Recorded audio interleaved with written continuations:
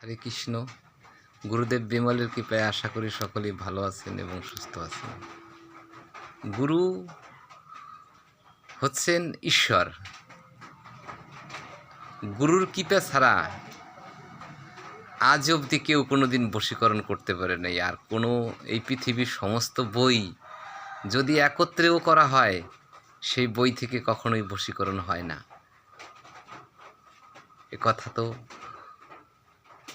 গুরু বিমল আমাকে বলে গেছেন এবং তা প্রমাণও হচ্ছে। এই যে যত চ্যানেলে অ্যাডভার্টাইজ দেয় বশীকরণ বশীকরণ 7 দিনে 3 দিনে, যার একটাও হয় না। এই যে যত জিন সাধনা পরিসাধনা, অমুক সাধনা তমুক সাধনা, যক্ষিণী রক্ষিণী ডাহিনী যোগিনী, একটাও হবে না।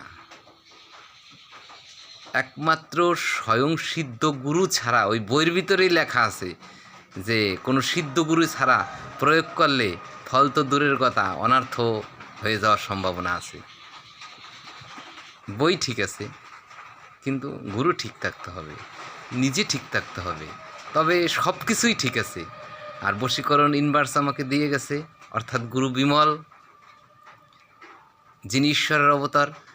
আমি এই বশীকরণ তোমাদেরকে দেব, তার জন্য তোমাদেরকে গীতা শাস্ত্র শ্রবণ করতে হবে, তবেই তোমরা বুঝতে পারবে যে এই বশীকরণ কোন জায়গা চালানো উচিত আর কোন জায়গা উচিত না। কেননা মন্ত্র ভুল জায়গা প্রয়োগ করলে তার যন্ত্রণা